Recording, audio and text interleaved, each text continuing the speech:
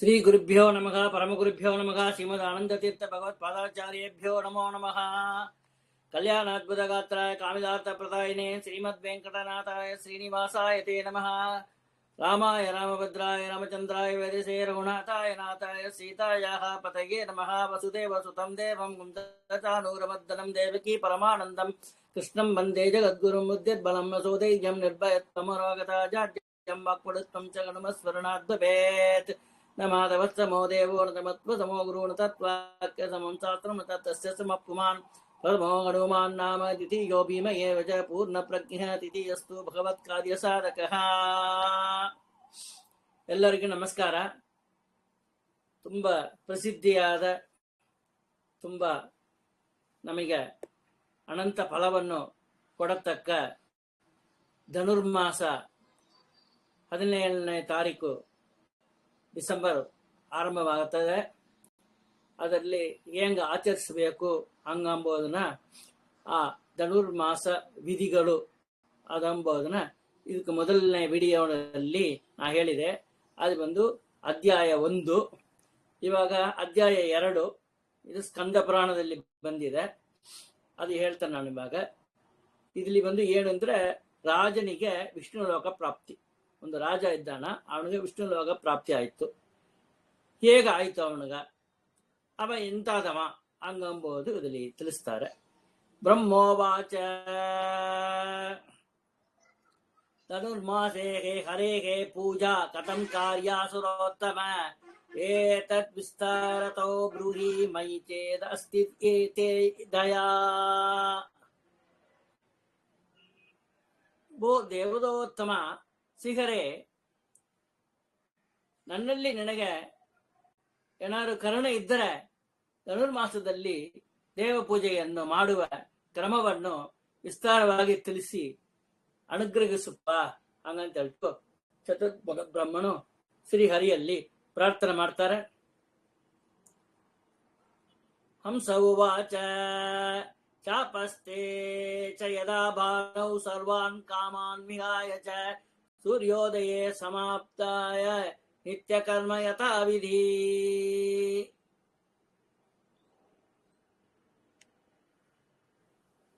ಇಲ್ಲಿ ಅಂಶರೂಪಿ ಪರಮಾತ್ಮ ಹೇಳ್ತಾರೆ, ಹೇ ಬ್ರಹ್ಮ, ಸೂರ್ಯನು ಧನುರ್ರಾಶಿಯಲ್ಲಿ ಧನುರ್ಮಾಸದಲ್ಲಿ ಸರ್ವ ಕಾಮಗಳನ್ನು ತ್ಯಜಿಸಿದವರಾಗಿ ಪ್ರತಿದಿನದ ಆಂಗಿಕ ಕರ್ಮಗಳನ್ನು, ದೇವ ಪೂಜಾದಿಗಳನ್ನು ಸೂರ್ಯೋದಯಕ್ಕೆ ಸರಿಯಾಗಿ ಮಾಡಿ ಮುಗಿಸಿ ಬ್ರಾಹ್ಮಣಾನ್ ಭೋಜಯಿತ್ವಾತ ಸ್ಮರೇತ್ ದೇವಕಿ ನಂದನಂ ಪಶ್ಚಾಜ್ಜಪಾದಿಕಂ ಕಾರ್ಯಂ ನ ದೋಷೋ ಭೋಜನೆ ಕೃತೆ.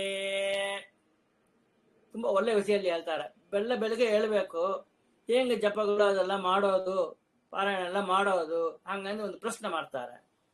ಆಮೇಲೆ ನಂತರ ಬ್ರಾಹ್ಮಣರಿಗೆ ಭೋಜನ ಮಾಡಿಸಬೇಕು. ಪೂಜೆ ಮಾಡಿ ಮುಗಿಸಿದ ಮೇಲೆ ಶ್ರೀಹರಿಯ ಧ್ಯಾನ ಮಾಡಬೇಕು. ಈ ಮಾಸದೊಳಗೆ ಭೋಜನ ಅನಂತರದಲ್ಲಿ ಜಪಾದಿಗಳನ್ನು ಮಾಡಿದರೂ ಯಾವ ದೋಷವೂ ಬರೋದಿಲ್ಲ, ಯಾವ ಕುಂದು ಉಂಟಾಗೋದಿಲ್ಲ ಹಾಗಂತ ಹೇಳ್ಬಿಟ್ಟು ಸ್ಪಷ್ಟವಾಗಿ ತಿಳಿಸಿದ್ದಾರೆ. ಬ್ರಹ್ಮೋವಾಚ ಸೂರ್ಯೋದಯಾತ್ ಪೂರ್ವಮೇವ ಕಥಂ ಕಾರ್ಯಂ ತು ಆಂಹಿಕಂ ಮಮೈತತ್ ಸಂಶಯಂ ಚಿಂದಿ ಸರ್ವಜ್ಞೋಪಿ ಮಹಾಮತೆ.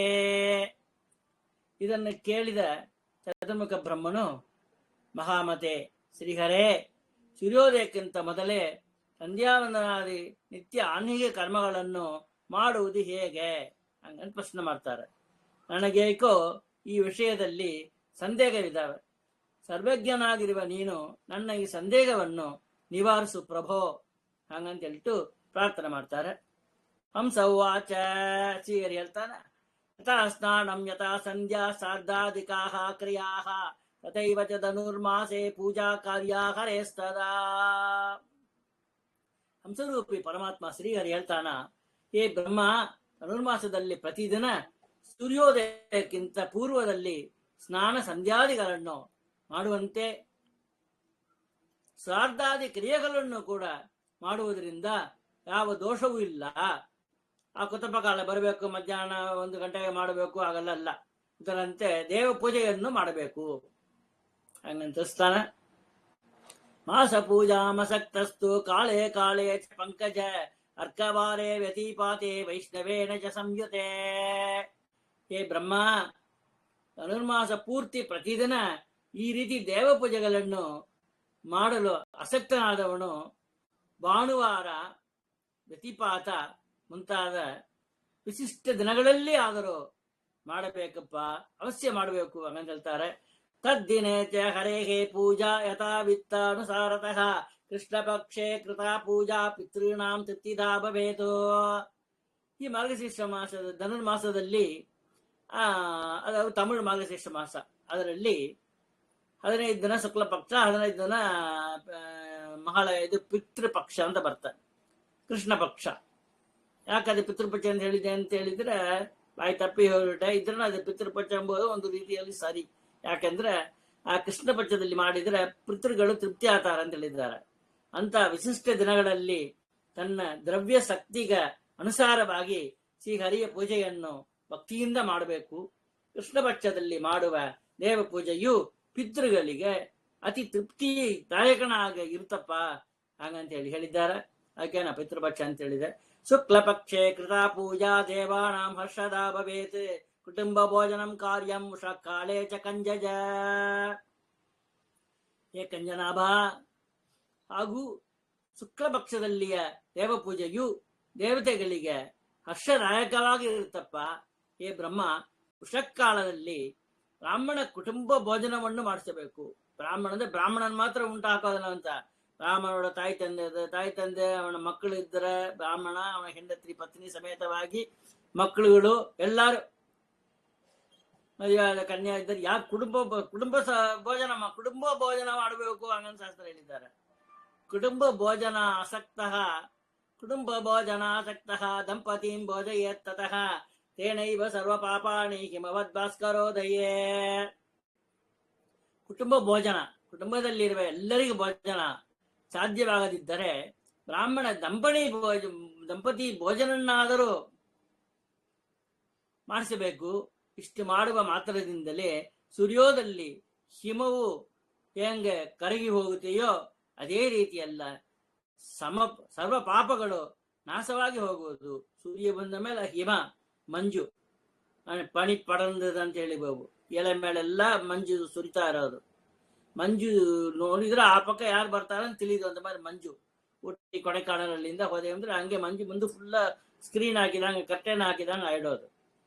ಅದು ಬಿಸಿಲು ಬರ್ಲಕ ಹಂಗೆ ಎಲ್ಲ ಇದಾಯಿಡೋದು, ನಾಶ ಆಯಿಡೋದು. ಆ ಹಿಮ ನಾಶ ಆಗಿ ಪ್ರಕಾಶ ಬಂದಿರೋದು, ಬೆಳಕು ಬಂದಿರೋದು, ಚಳಿನೂ ಹೊಯ್ಡೋದು. ಅತ್ರೈವೋದಾಕರಂತಿ ಮಾಂ ಇತಿಹಾಸಂ ಪುರಾತನಂ ಸ್ತೋತೃಣಾಂ ಪರಮೈಶ್ವರ್ಯಂ ಭಕ್ತೃಣಾಮಗಣಾಸನಂ.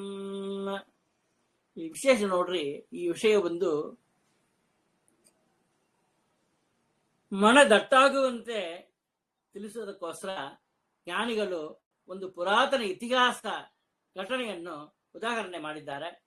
ಬ್ರಹ್ಮ ಈ ಇತಿಹಾಸ ಘಟನೆಯನ್ನು ಕೇಳುವವರಿಗೆ ಪರಮ ಐಶ್ವರ್ಯ ಪ್ರಾಪ್ತಿಯು, ಈ ಇತಿಹಾಸವನ್ನು ಯಾರು ಕೇಳ್ತಾರೆಯೋ ಅವ್ರಿಗೆ ಪರಮ ಐಶ್ವರ್ಯ ಪ್ರಾಪ್ತಿ ಅಂತ ಹೇಳಿದ್ದಾರೆ.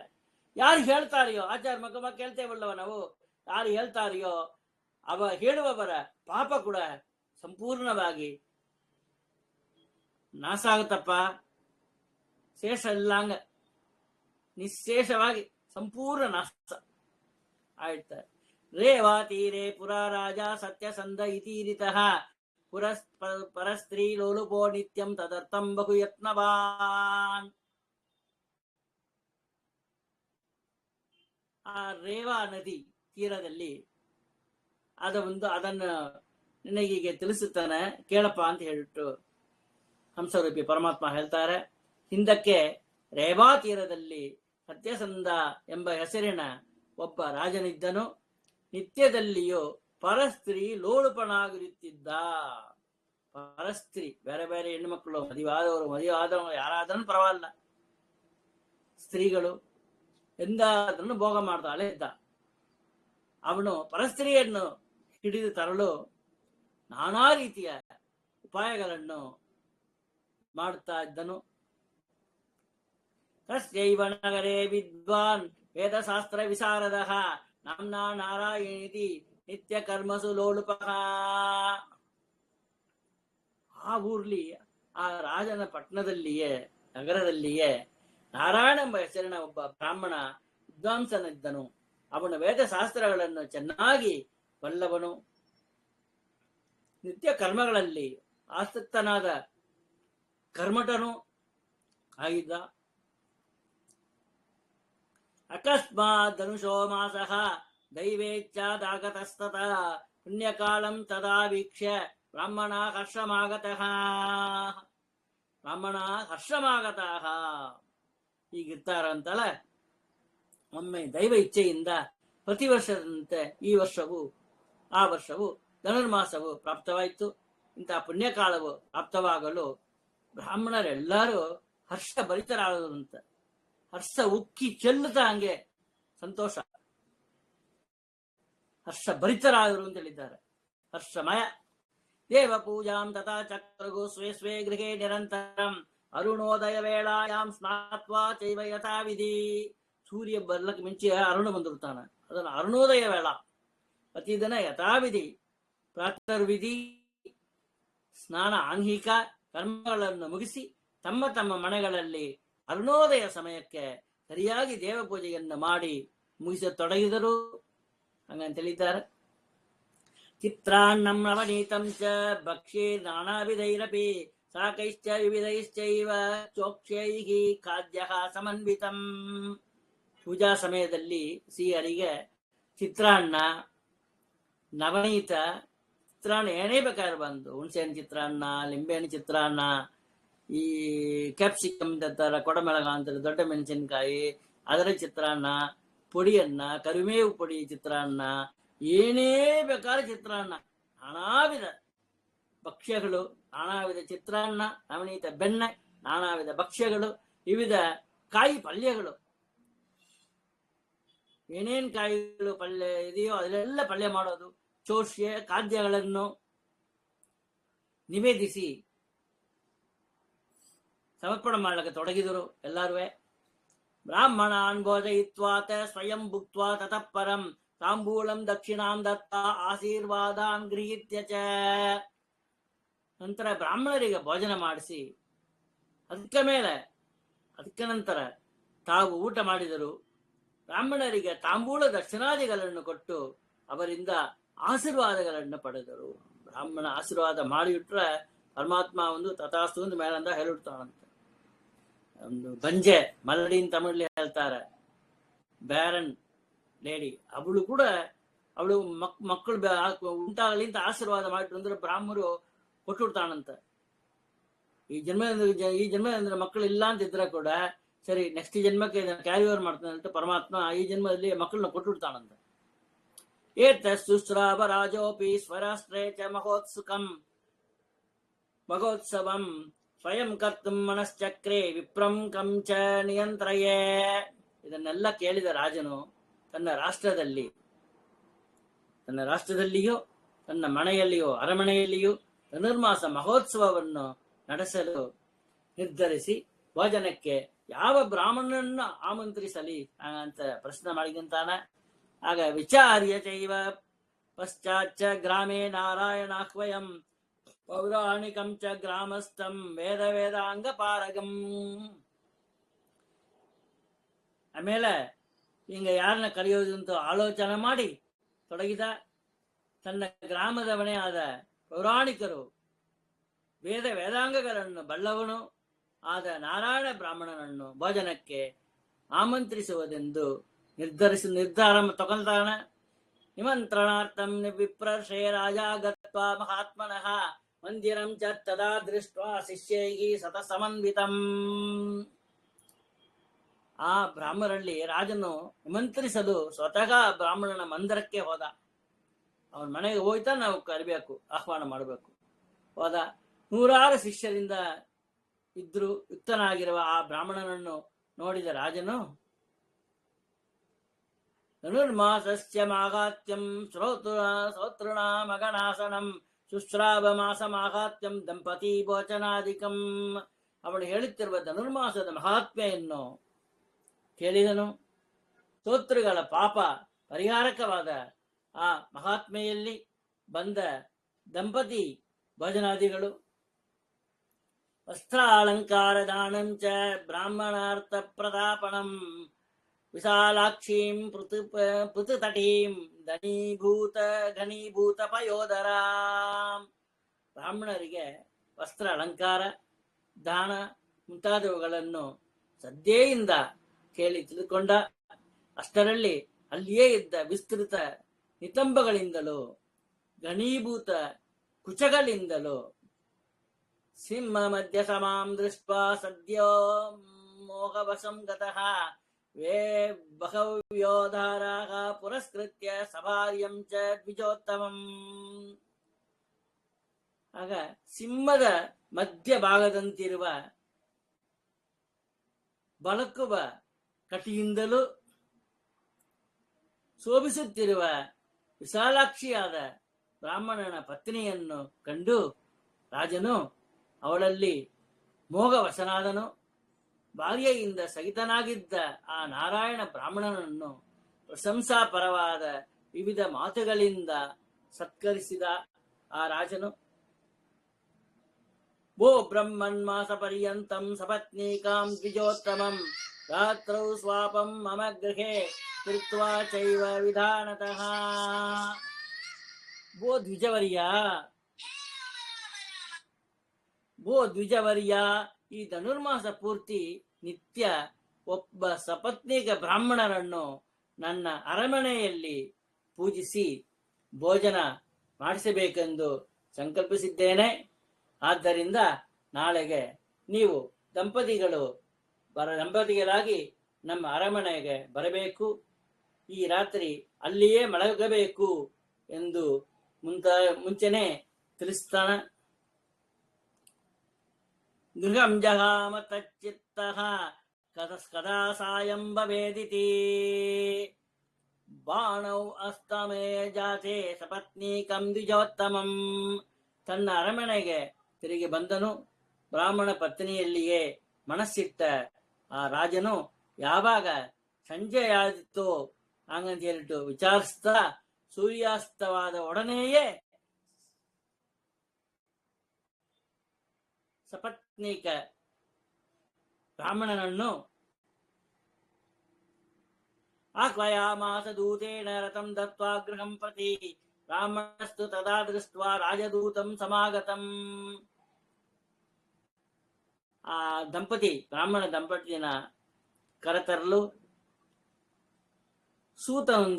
ಸೂತನಂದ್ರೆ ರಥ ಓಡಿಸ್ತಾನಲ್ಲವ ಅವಂತಾನ ಸೂತ, ತೇರೋಟಿ ಅಂತ ಹೇಳ್ತೇವೆ ತಮಿಳಲ್ಲಿ. ಚಾರಿಯಟ್ ಇದು ಓಡಿಸ್ತಾವ ಡ್ರೈವರ್, ಚಾರಿಯಟ್ ಡ್ರೈವರ್. ಆ ಸೂತನೊಂದಿಗೆ ರಥವನ್ನು ಕೊಟ್ಟು ಕಳುಹಿಸಿದನು. ಕುಟಿಲನನ್ನು ಅರಿಯದ ಈ ಸಾತ್ವಿಕ ಬ್ರಾಹ್ಮಣನು ತನ್ನ ಮನೆಗೆ ರಾಜದೂತನು ರಥದೊಂದಿಗೆ ಬಂದಿರುವುದನ್ನು ಕಂಡು ಜಗಾಮ ತ್ವರಯ ಬ್ರಹ್ಮನ್ ಭಾರ್ಯಯ ರಾಜಮಂದಿರಂ.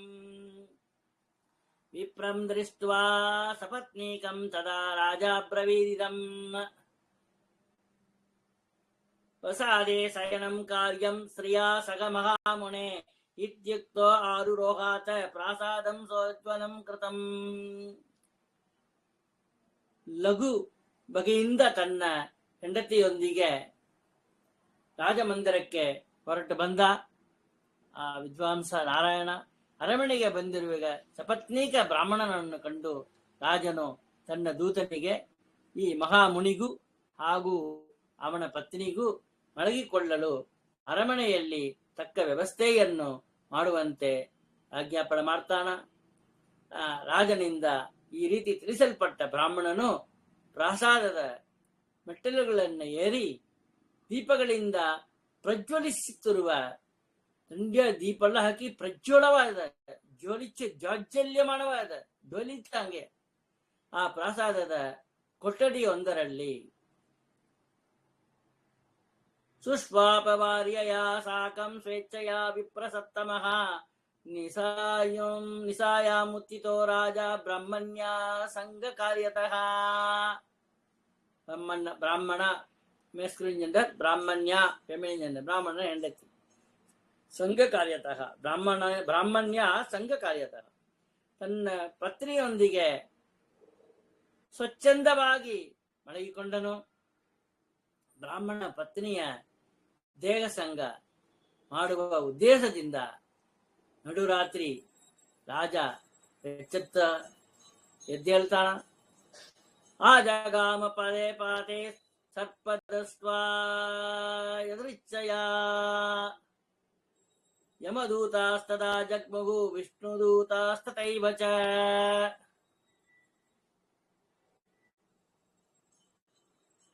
ಸರ್ಪದಂಸ್ಟ್ರುವೋ ಯದೃಚ್ಛಯ. ಆ ಸಮಯದಲ್ಲಿ ಅವಳು ಮಲಗಿರುವ ಕೊಠಡಿಯ ಹತ್ತಿರ ಮೆಲ್ಲನೆ ನಡೆಯುತ್ತಾ ಬಂದನು. ಆದರೆ ಮಾರ್ಗದಲ್ಲಿ ದೈವ ಇಚ್ಛೆಯಿಂದ ಒಂದು ಸರ್ಪದಿಂದ ಕಚ್ಚಲ್ಪಟ್ಟು ರಾಜನು ಮೃತನಾತಾನ, ಸತ್ತೋಳ್ತಾನ. ಆಗ ಅವನನ್ನು ಯಮಲೋಕಕ್ಕೆ ಎಳೆದು ಒಯ್ಯಲು ಯಮದೂತರು ಕೂಡವೇ ವಿಷ್ಣು ಲೋಕಕ್ಕೆ ಕರೆದು ಒಯ್ಯಲು ವಿಷ್ಣುದೂತರು ಏಕಕಾಲಕ್ಕೆ ಅಲ್ಲಿ ಆಗಮಿಸುತ್ತಾರೆ. ಯಮದೂತ ನಿರಾಕೃತ್ಯ ವಿಷ್ಣುದೂತ ಸದಾ ಬ್ರುವನ್ ಅನೇನ ಧನುಸೋ ಮಾಸೆ ಬ್ರಾಹ್ಮಣೇ ಚ ನಿಮಂತ್ರಿಣೇ.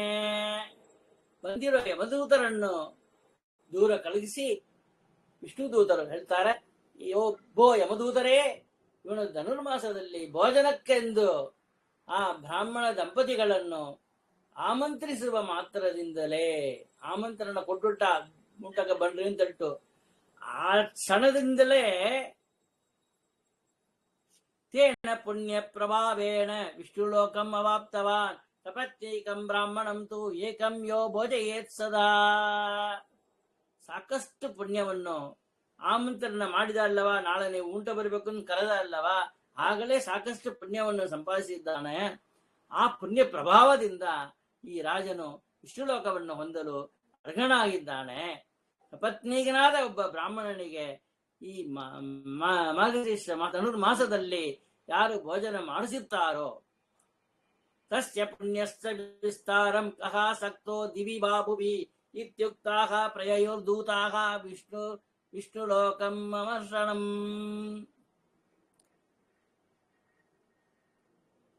ಅದರ ಯಾರು ಆಮಂತ್ರಣ ಮಾಡ್ತಾರೆಯೋ ಅವರ ಪುಣ್ಯದ ಮಿತಿಯಿಂದ ಲಿಮಿಟೇ ಇಲ್ಲ ವರ್ಣಿಸಲು.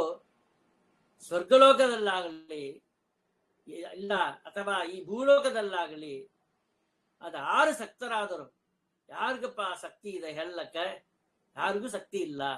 ಹೀಗೆಂದು ತಿಳಿಸುತ್ತಾ ವಿಷ್ಣುದೂತರು ಆ ರಾಜನನ್ನು ಪವಿತ್ರವಾದ ವಿಷ್ಣುಲೋಕಕ್ಕೆ ಕರೆದೊಯ್ದರು, ವಿಷ್ಣುಲೋಕಕ್ಕೆ ಕರ್ಕೊಂಡು ಹೋದರು. ತಸ್ಮಾಚ್ಚ ಧನುಷೋ ಮಾಸಃ ಸರ್ವ ಪುಣ್ಯ ಪ್ರದಾಯಕಃ. ಹೇ ಬ್ರಹ್ಮ, ಈ ಕಾರಣದಿಂದ ಈ ಧನುರ್ಮಾಸವು ಬಹು ಪುಣ್ಯಪ್ರದವಾಗಿದೆಯಪ್ಪ. ಅದಕ್ಕೋಸ್ಕರ ಮನಸ್ಸಲ್ಲಿ ಸಂಕಲ್ಪ ಮಾಡಿದ್ದಕ್ಕೆ ಸತ್ವಾದವನ್ನು ಬೋಧಿಸ್ಬಿಟ್ಟ ಪರಮಾತ್ಮ. ಅಂತ ಒಂದು ಪವಿತ್ರವಾದ ಮಾಸ. ನೀವು ಮೇಲೆ ಮನಸ್ಸಲ್ಲಿ ಸಂಕಲ್ಪ ಮಾಡಿ ನೋಡ್ತಾನೆ ನಮಗೆಲ್ಲ ಪರಮಾತ್ಮ ಕೊಡುವ ಅಂದ್ರೆ ಇದು ಬಂದು ಕಥೆ ತಿಳಿಬೇಕು ಅಂದ್ರೆ ಸಂಕಲ್ಪ ಮಾಡಿದೋರ್ತ ನಿಂಗೆ ಎಲಿಜಿಬಿಲಿಟಿ ಬಂದುರ್ತ ತಿಳಿಸಲಕ್ಕೋಸ್ಕರ ಹೇಳಿದ್ದಾರೆ. ಪ್ರತ್ಯಕ್ಷ ನೀವು ಬ್ರಾಹ್ಮಣನ ಕರೆದು ಊಟ ಹಾಕಿದರೆ ಕುಟುಂಬ ಭೋಜನ ಮಾಡಬೇಕು ಅಂತ ಹೇಳಿದೆ. ಕುಟುಂಬ ಭೋಜನ ಮುಳ್ಳಂದವರು ಒಂದು ಅಟ್ಲೀಸ್ಟ್ ವಿದ್ವಾಂಸರಾದ ದಂಪತಿಯನ್ನು ಕರೆದು ಅವ್ರಿಗೆ ಬಂದು ಎಲ್ಲ ವಸ್ತ್ರ ಅಲಂಕಾರ ಎಲ್ಲ ತೆಗೆದುಕೊಟ್ಟು ನೀವು ಮಾಡಬೇಕು ಹಂಗಂತ ಹೇಳಿದ್ದಾರೆ. ಇದು ಶ್ರೀ ಪಂಚರಾತ್ರ ಆಗಮೆ ಬ್ರಹ್ಮ ಸಂಸ ಸಂವಾದೆ ದ್ವಿತೀಯೋಧ್ಯಾಯ. ಇಲ್ಲಿ ಬಂದು ಪಂಚರಾತ್ರ ಆಗಮದಲ್ಲಿ ಬ್ರಹ್ಮಹಂಸ ಸಂವಾದ ನಡೆದಲ್ಲಿ ಉಕ್ತವಾದ ಧನುರ್ಮಾಸ ಮಹಾತ್ಮೆಯಲ್ಲಿ ರಾಜನಿಗೆ ವಿಷ್ಣುಲೋಕ ಪ್ರಾಪ್ತಿ ಹೆಂಗ ಆಯ್ತು ಎಂಬ 2ನೇ ಅಧ್ಯಾಯವು ಸಮಾಪ್ತಿಯಾಗುತ್ತೆ. ಅವಶ್ಯ ಎಲ್ಲರೂ ಕೇಳ್ರಿ, ಇದನ್ನ ನನ್ನ ಚಾನಲ್ಗೆ ಸಬ್ಸ್ಕ್ರೈಬ್ ಮಾಡ್ರಿ. ಇನ್ನು 2 ಪಾರ್ಟ್ ಇದೆ. ಮುಂದಿನ ಪಾರ್ಟು ಅಧ್ಯಾಯ 3 ಅದು ಬಂದು ನಾಳೆ ತಿಳಿಸ್ತಾನೆ. ಅದರಲ್ಲಿ ಬಂದು ಇನ್ನೂ ಇಂಟ್ರೆಸ್ಟಿಂಗ್ ಇರುತ್ತೆ. ಧನುರ್ಮಾಸದಲ್ಲಿ ಮಾಡಬೇಕಾದ ವಿವಿಧ ದಾನಗಳು, ಹಲವಾದ ದಾನಗಳು, ಏನೇನು ದಾನ ಎಲ್ಲ ಮಾಡುವ ಅಂದು ಹಂಗಂಬುದನ್ನು ತಿಳಿಸಿದ್ದಾರೆ. ಅದನ್ನು ನಿಮ್ಮ ಮುಂದಿನ ವಿಡಿಯೋದಲ್ಲಿ ಹಂಚಿಕೊಳ್ತಾನೆ. ಇವತ್ತು ಸಾಯಂಕಾಲ ಇಲ್ಲ ನಾಳೆಯೋ ಅದನ್ನ ನಾನು ನಿಮಗೆ ರೆಕಾರ್ಡ್ ಮಾಡಿ ಹಾಕ್ತಾನೆ. ಹಾಗೆ ನಮಗೆ ಅವಶ್ಯ ಕೇಳ್ರಿ, ಅವಶ್ಯ ನನ್ನ ಚಾನಲ್ಗೆ ಸಬ್ಸ್ಕ್ರೈಬ್ ಮಾಡ್ರಿ. No copyright. ಎಷ್ಟು ಬಂದಿರ್ ಬೇಕಾದ್ರೆ ಲೈಕ್ ಮಾಡ್ರಿ, ಎಷ್ಟು ಬಂದಿರ್ಗೆ ಬೇಕಾದ್ರೆ ಶೇರ್ ಮಾಡ್ರಿ. ಎಲ್ಲಾರು ನೋಡ್ಬೇಕು. ಅದೇ ಈ ಧರ್ಮನ ತಿಳಿಬೇಕು. ಯಾರು ನೀವು ಮಾಡಲಕ್ಕೆ ಆಸಕ್ತರಾದರೂ ಕೂಡ ಈ ಕಥನ ಕೇಳಿದ್ರವೇ ನಿಮಗೆ ಪಾಪ ನಾಶನ ಹಂಗಂತ ಹೇಳಿದ್ದಾರೆ. ಹೇಳೋರ್ಗು ನಂಗ ಹೇಳಿದ್ದಕ್ಕೋಸ್ಕರ ನಂಗನು ಪಾಪ ನಾಶ, ಕೇಳಿದಕ್ಕೋಸ್ಕರ ನಿಮಗಿನ ಪಾಪ ನಾಶನ. ಸುಮ್ಮ ಕಿಮ್ಮಿಂದ ಕೇಳೋ ಕಾರಣ 2 ಬಂದಿರ ಪಾಪಗಳು ನಾಶ ಆಗತ್ತೆ ಅಂದ್ರೆ ಯಾಕೆ ಇದಕ್ಕೆ ಒಂದು 20 ನಿಮಿಷ 25 ನಿಮಿಷ ವೆಚ್ಚ ಮಾಡಿ ನಾವು ಖರ್ಚು ಮಾಡಿ ಅದನ್ನ ಇದು ಮಾಡ್ಕೊಳ್ದು? ಇದಕ್ಕೆ ಒಂದು ಹಣಕಾಸು ವೆಚ್ಚ ಇಲ್ಲವಲ್ಲ, ಟೈಮ್ ತಾನೇ ಖರ್ಚು ಮಾಡ್ತೀರಿ ನೀವು. ಆ ಟೈಮ್ ನ ಡಿವೋಟ್ ಮಾಡ್ರಿ, ಭಗವಂತರಿಗೆ ಅಂತ ಮೀಸಲಿಡ್ರಿ. ಒಂದ್ ದಿನಕ್ಕೆ ಅರ್ಧ ಗಂಟೆ ಹೊತ್ತು ಏದಾದ್ರು ಒಂದು ಉಪನ್ಯಾಸ ಕೇಳೋದು ಹಂಗಂತ ಮೀಸಲಿಟ್ರಿ ಅಂದ್ರೆ ಎಲ್ಲಾರು ಪಾಪಗಳು ನಾಶ ಇಡೋದು. ಯಾರು ಪಾಪಿಸ್ತಾರೆ ಎಲ್ಲಾರು. ಶ್ರೀಹರಿಯ ತವ ಚರಣ ದೊರಕುವುದು ಗಿನ್ನೇಗ ಪರಮ ಪಾಪಿಷ್ಟ ನಾನು ಹಾಡಿ ಹೇಳ್ತಾರೆ. ಶ್ರೀಹರಿಯೇ ತವ ಚರಣ ದೊರಕುವುದು ಇನ್ನೇಗೆ ಪರಮ ಪಾಪಿಷ್ಟ ನಾನು ಅಂತ ಹೇಳ್ಕಿದ್ದಾರೆ ದಾಸರು. ಅದೇ ರೀತಿಯಲ್ಲಿ ನಮ್ಮ ಪಾಪಗಳೆಲ್ಲ ನಾಶ ಮಾಡ್ಕೊಂಬೋದಕ್ಕೆ ಒಂದು ಲಘು ಉಪಾಯ. ಧನುರ್ಮಾಸ ಆಯ್ತು, ಇವತ್ತು 15ನೇ ತಾರೀಕು ಆಯ್ತು. ನಾಳೆ ಸೂರ್ಯ ಸಂಕ್ರಮಣ ಆಯ್ತೆ ಧನುಸ್ ರಾಶಿಗೆ. ನಾಳೆ ಬೆಳಿಗ್ಗೆ ಹರಿವಾಸರೆಲ್ಲ ಬೇರೆ ಇದೆ, 4 ಗಂಟೆ ಮಕ್ಕಳು ಇದೆ. ಅದಕ್ಕೋಸ್ಕರ ನಾಳೆ ಧನುರ್ಮಾಸ ಪೂಜೆ ಇಲ್ಲ. ನಾಡದ್ದು 17ನೇ ತಾರೀಕಿನಿಂದ ಧನುರ್ಮಾಸ ಪೂಜೆ ಆರಂಭಿಸುತ್ತೆ. ಅವಸ್ಥೆ ಯಥಾಶಕ್ತಿ ಈ ಒಂದು ದಿನವಾರ ಪೂಜೆ ಮಾಡಿದ್ರೆ 1000 ದಿನ ಪೂಜೆ ಮಾಡಿದ ಫಲ ಸಿಗ್ತದೆ ಅಂತ ಮೊದಲೇ ಹೇಳಿದ್ದೆವು. ಅದಕ್ಕೋಸ್ಕರ ಒಂದು ದಿನವಾರ ಪೂಜೆ ಮಾಡ್ಲಿಕ್ಕೆ ಎಲ್ಲರೂ ಪ್ರಯತ್ನ ಮಾಡ್ರಿ. ಹರೇ ನಮಃ. ಸರ್ವಂ ಶ್ರೀ ಕೃಷ್ಣಾರ್ಪಣಮಸ್ತು. ಎಂದು ವಿಡಿಯೋ